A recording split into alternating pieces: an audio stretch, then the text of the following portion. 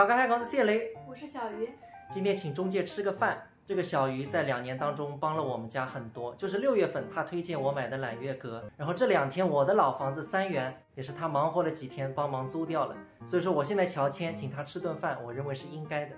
地铁过来方便，坐到南门保安可以出来，带着新丁鸡，苏州相当罕吃的一个白斩鸡，基本上靠满，稍微等一等。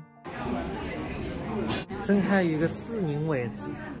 厂里预计8年，已经年6年了。熬到整只鸡或者店里消费满88，随还送18块的东洋酒1瓶。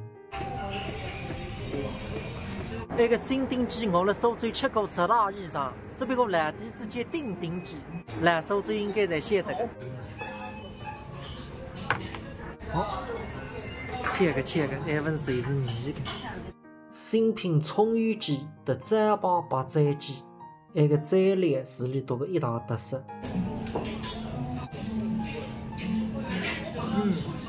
还是这只味道，嫩得不得了。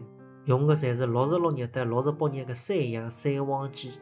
小鱼多吃点啊，这个是经济实惠又好吃，老苏州的都吃的。这倒是人均30块钱还吃饭。看看那个鸡。于姐，你是第一次吃这个吧？是的。你们湖北应该没有这种，要蘸个这个酱。啊。蛮嫩的。这个白斩鸡基本上是苏州的天花板，多吃点啊，不够再点。这个味道蛮好的，下次带我的家人过来尝尝。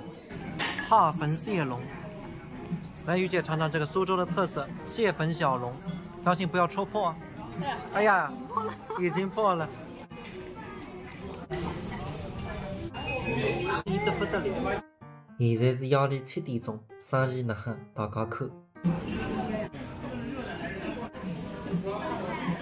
哎呦，能干。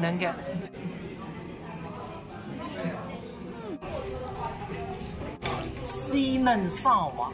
那个是苏州街安住了店里向的平民开酒店东洋酒。16号开始一直到冬至，一到营业到凌晨，你都来看东洋酒，放心，肯定看得上。那这个是今天我们消费这一桌送的东酿酒，你带回去吧。谢谢。夫妻双双把家为，走起子，朋友们，这位。